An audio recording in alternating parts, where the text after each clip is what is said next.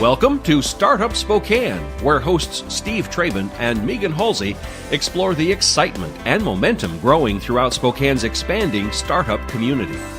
Startup Spokane is a joint effort between Greater Spokane Incorporated's Startup Spokane, our friends at Well Dressed Walrus, and Spokane Talks Online. Now, here are your hosts, Steve and Megan.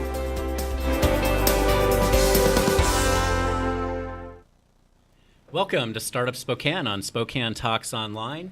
We're your podcast home for everything startup and entrepreneurship related in the Spokane region. We're your hosts, Steve Traben and Megan Halsey, and today we are going to share lots of information with you about a particular project that we'll get to here in a minute. But first, Startup Spokane is a program of Greater Spokane Incorporated, and we want to provide you with our region's story of entrepreneurship and educate you on the resources that can help you launch or grow your business. So Megan, without further ado, we're going to talk about an initiative in 2018 called Mind to Market that we actually featured on a podcast last year. And like every great entrepreneurial story, we made, what did we make? We made a pivot. We did make a pivot. So do you want to bring everyone up to speed on kind of where we were a year ago and kind of what the big significant pivot was? Well, it's actually, Steve, it's actually only a few months ago. Oh, really? It feels like a long time ago. I think it was probably as late as August or so, where we were talking with the universities, and we'd invested a significant amount of time with our local universities talking about how we could bring latent IP into the market and using that as the cornerstone for the Mind to Market program, with the idea of identifying some entrepreneurs to help carry those ideas forward. But as we got deeper into the project, we realized that you've got to have a champion who's well-versed in the idea, the technology, and is passionate. And without that champion, the latent IP ideas weren't going to work. And there's a reason why latent IP is latent and sitting on the shelf. And you know, what an aha moment, right? Yes. I mean, and it's interesting because the other thing that was really the impetus for this initiative was lack of idea flow in our region.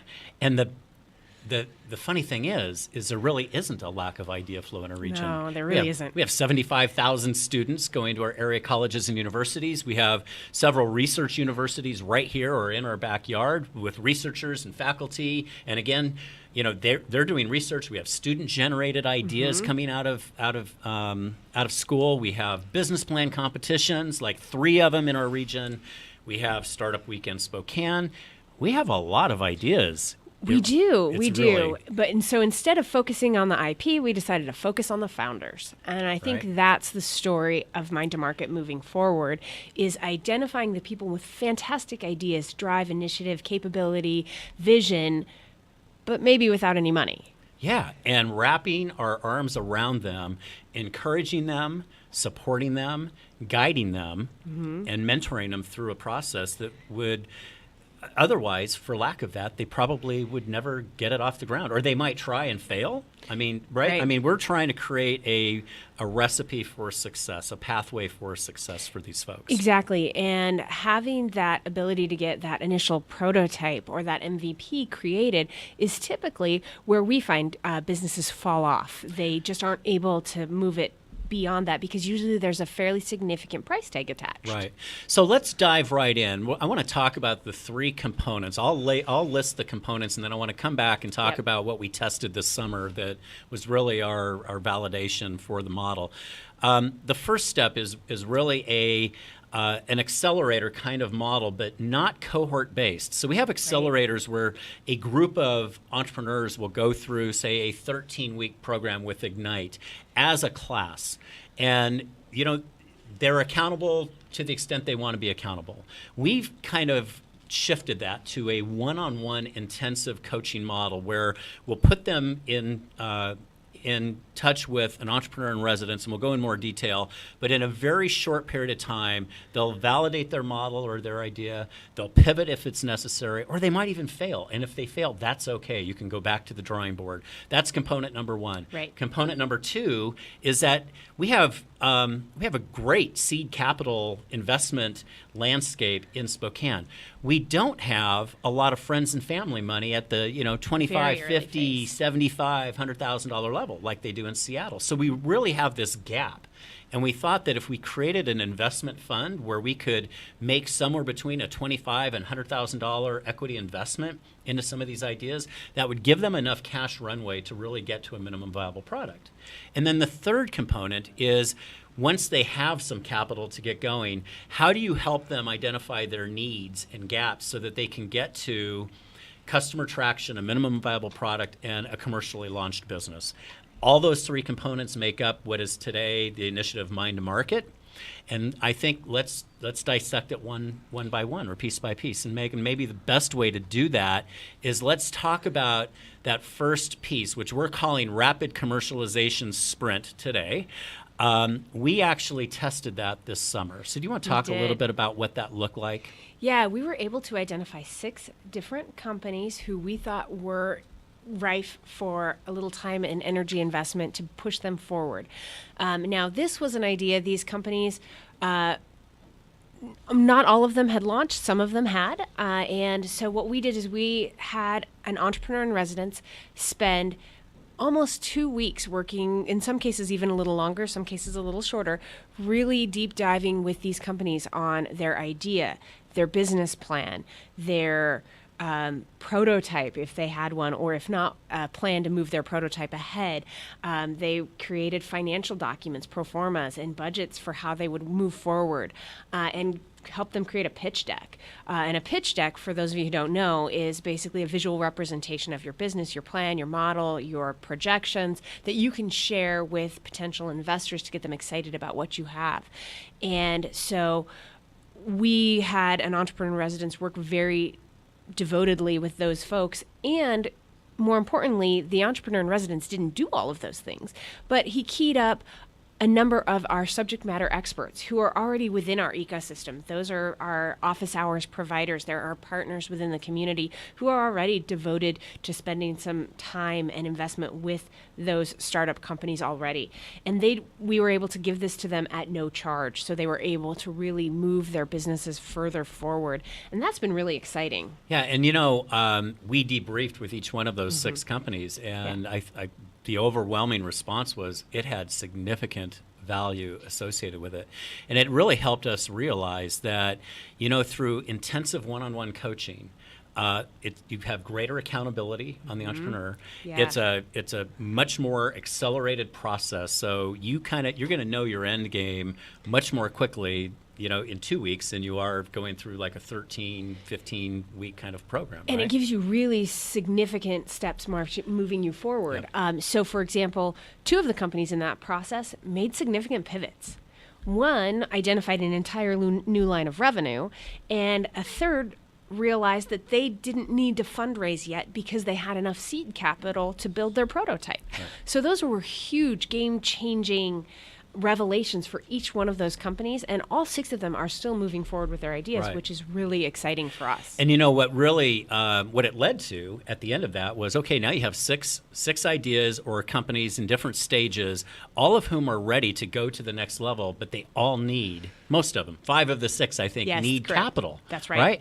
And the challenge we ran into was they're not ready for seed capital. They're too early stage. Too early. And so it helped us identify this need for what we're calling a pre-seed investment fund. And we've created the Mind Market LLC pre-seed fund, which was set at $825,000, and we've actually raised $750,000 thus far. So we are ready to begin making equity investments into these, in not just the companies that went through the pilot, but into any of the companies or ideas that are coming through our rapid commercialization sprint. I think this is a great time to talk about how companies come in. Exactly.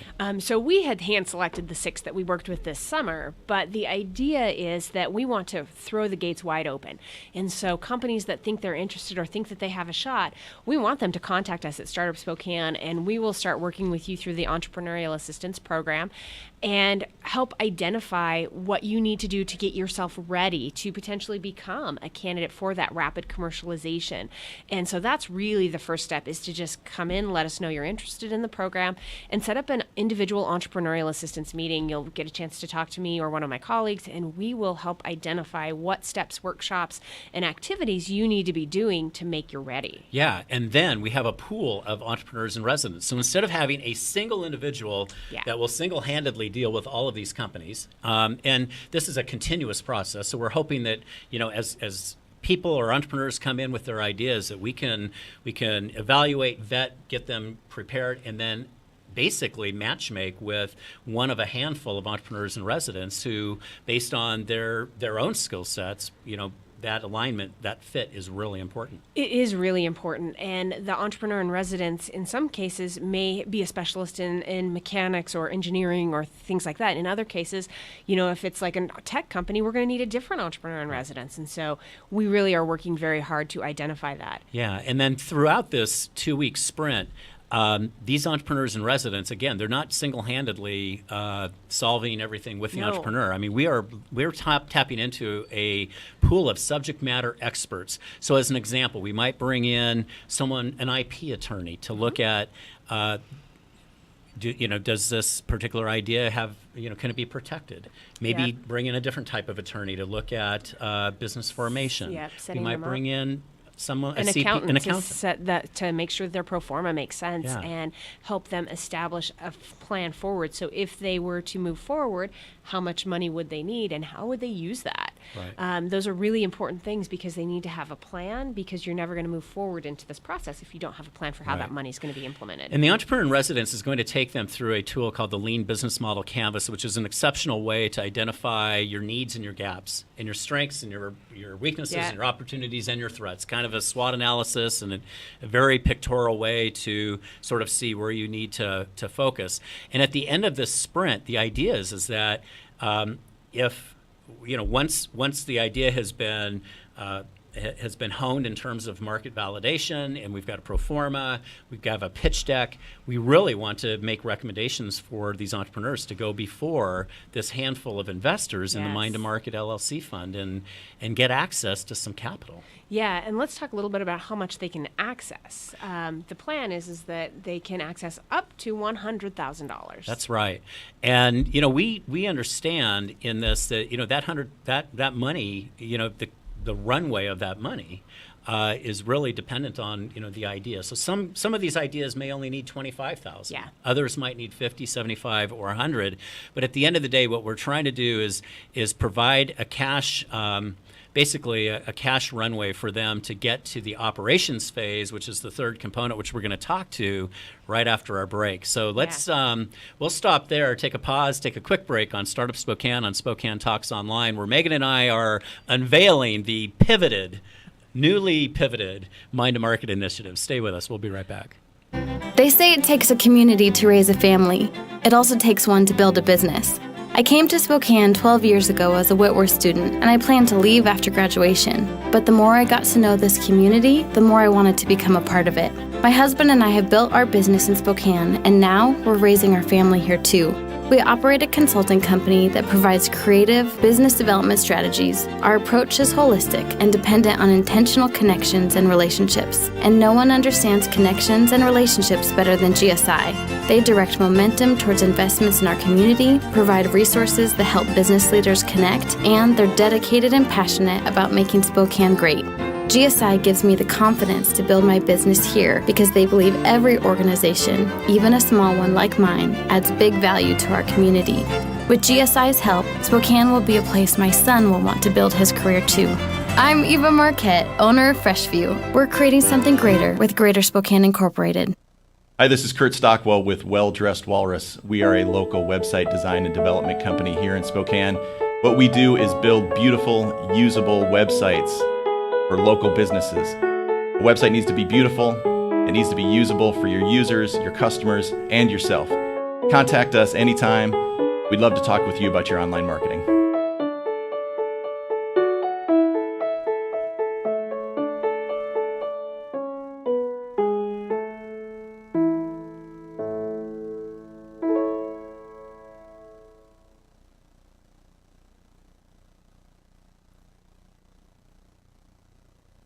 Welcome back to Startup Spokane at Spokane Talks Online, where Steve Traben and I are talking about the newly pivoted Mind to Market project.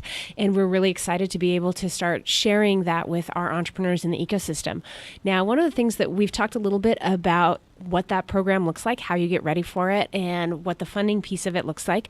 But now we want to talk a little bit about what the operations stage of that looks like. So let's talk about that, Steve. Yeah, so just quick recap. I mean, entrepreneur comes in with an idea. They go through a very quick 2-week sprint to either validate their idea, pivot, hopefully get it to a point where they can get some pre-seed capital. Now they have that money in hand.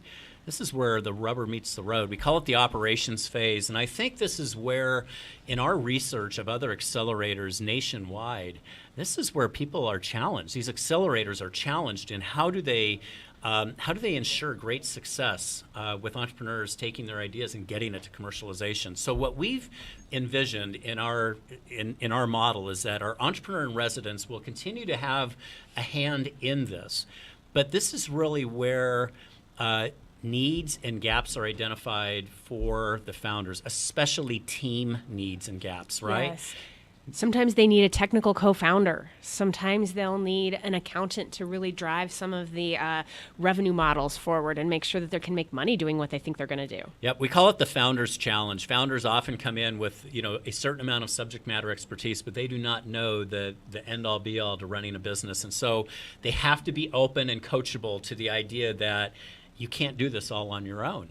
And so the idea is with the vast relationship network that we have through Startup Spokane, that we can help identify not only subject matter experts, but this is the place where we basically identify potential mentors. Yes. And we'll talk about the mentor relationship or partnership that we've established with University of Washington here in a few minutes. But this is where we want to introduce mentorship to the entrepreneur, advisory members to the entrepreneur, and team members to really round out the entirety of their team so that they can use this money and build a go-to-market strategy, begin working on their minimum viable product, which can be a product or a process, basically getting them to the point where they can get customer traction and revenue. Yeah, that's a great point, Steve. And one of the parts of the funding is that by getting them some cash, they're able to pay some people to do some of those pieces for them. So they can hire somebody to do some accounting work. They can hire an attorney who's going to need to do some maybe IP protection or trademark protection. Those are important pieces of the pie. But we also need to be looking at creating a web of resources that will allow them to take that idea further. And that's the mentor network. So did you want to talk a little bit about our plans for that? Yeah, I definitely do. So we have already established a mentor network in our community. And I think we have room to really make it even more robust. I think Absolutely. Today we have 25 active mentors in our Mentor Connect model. But working with University of Washington CoMotion Labs, who run 3 accelerators in the Seattle area, and a year ago now have boots on the ground in Spokane with a part-time person or resource here. They were looking for how can they enhance their role in the Spokane region. And one of the things that we found in conversation is they have a statewide mentor network of over 150 mentors that allows us to leverage and begin bridging resources across the state. Yeah, what was really exciting is at the conference we were just at, I was able to meet with some of those mentors and talk to them about how our model is going to work and how they play into that. And they're really excited about that. And we are very confident that with the technology and the resources that we have available, not only at Startup Spokane, but across the state, and many entrepreneurs also have themselves, there won't be much of a challenge to making that technological bridge and making sure they have access to the best expert they need for the particular topic. Yeah, and I think it's important to make a distinction between a mentor and maybe someone that's like in an advisory role. Mentors don't cost anything up front. Correct. Right? So these are people that are giving of their time and their expertise to provide guidance and direction to entrepreneurs and helping them through their journey. Where an advisor, somebody may become part of your advisory board, they may have a different expectation. They might Correct. be expecting some form of compensation through, it could be equity, it could be cash, what have you. Yeah. Subject matter experts, like a lawyer or an accountant or somebody in marketing, these people are also going to be expecting to be compensated for the work they provide. And at this stage, they should. Yes. And so that's where,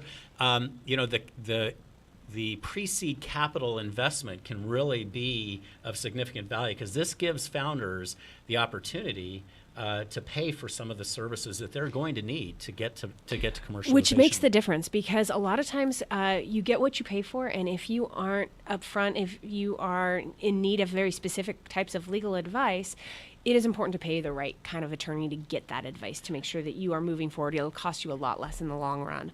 And a mentor is the kind of person who can give you the advice of, hey, this is an area we want a specialist in. And so there are people who've started their own businesses, who've gone through these processes before, and they are incredible resources. And they may soon become, at a certain point, become a part of your advisor team as well. That's right. So, what's really exciting about launching and growing a business in Spokane is kind of how long that cash runway can last. Yeah. And we've talked in prior segments when we reviewed 2017 that we had our friends at Gonzaga New Venture Lab do a study, and what they found is that startup capital goes 35% further in Spokane than it does in Seattle. So we have very deliberately, with the Mind to Market initiative and model, created a low-cost runway for these startups.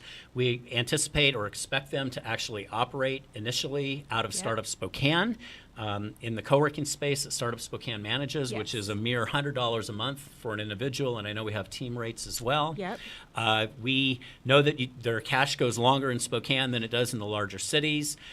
We really are trying to do everything we can to allow them to stretch those dollars out as far as they can, because this operations phase, different than the rapid commercialization, is not bound by any particular timeline other than the cash runway, how long their cash can last. Right. And so for a lot of these folks, it's going to mean getting the prototypes and the minimum viable products available and out into the marketplace as quickly as possible. And that's part of our goal, too, is to help create the infrastructure around them to allow them to get those products into the marketplace. Yep. That's the goal, is to generate revenue. Yeah, and I think we haven't mentioned this. What's really exciting is it doesn't cost anything up front for someone, right? So that's correct. Let's talk about, if someone has an idea, let's talk about, what they should do. How do they engage? Yeah, I think the first step is to contact Startup Spokane. You can come on through our website at www.startupspokane.com, or you can just email us directly at startup@greaterspokane.org. Those are great ways to just connect. Let us know that you want to have a meeting. We will schedule a time to talk to you about your idea and get you moving forward.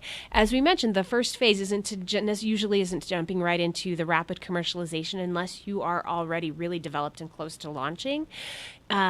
Typically, it's going to involve some time investment on the founder's part to do some workshops and attend some different kinds of classes and get some guidance and build them up so that they're ready for the rapid commercialization. Yeah, and in fact, we should just do a shout out.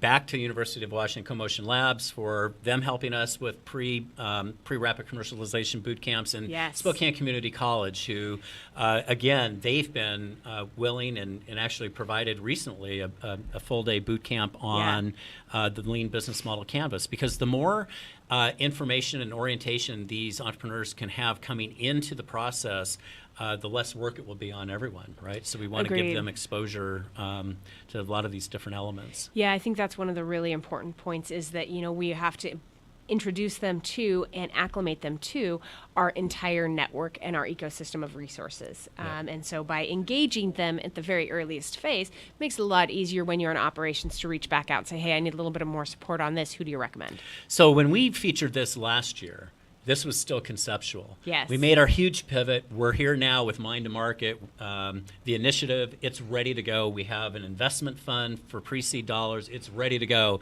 So folks, it's now time. If you have an idea that you think has, we call it scaling, right? The ability to grow. We want We want to create the next e-tails. We want to create the next Stay Alfred. We want an entrepreneur with an idea to be able to grow it to the next 50 jobs. So if you think you have an idea, we don't care what industry it's in. It could be Pete Taylor, spiceologist, with spices, to the next bio-life health sciences idea, or anything in between. We want you to come to us. Let us and Megan specifically work with you to kind of vet that and see if you're a good candidate for Mind to Market. It doesn't cost you anything up front. At the end, you might actually get somewhere up to $100,000, and that could give you an investment. And this might be the first step towards making that business a reality and far exceeding $100,000 in revenue. Yeah, and so we already have great foundation for this. As Megan mentioned before the break, we had 6 companies go through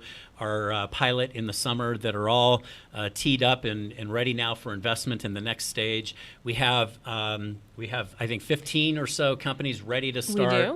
We're ready to start. We're wanting to just create a pipeline of ideas, and 2018 is really going to be the year of commercializing viable and scalable ideas. Yes, so bring us your ideas. We want to work with you. We want to figure out how to help you achieve the dream that you have. So we hope you've learned more about our newly pivoted Mind to Market initiative. We hope you'll look into it by reaching out to Startup Spokane at startupspokane.com. Look forward to having you join us on future Broad and podcasts, where Megan and I will feature additional support resources, we'll spotlight entrepreneurs, and give you all the information you need so that if you want to launch or grow your next business, you can do it successfully. Thanks for joining us. Bye-bye. Startup Spokane is produced in Spokane, Washington by SpokaneTalksOnline.com, which is a joint effort between GSI's Startup Spokane, Well Dressed Walrus, and Spokane Talks Online. Ask a question, recommend a guest, and hear this program again online anytime at SpokaneTalksOnline.com. We wish you a great and profitable day.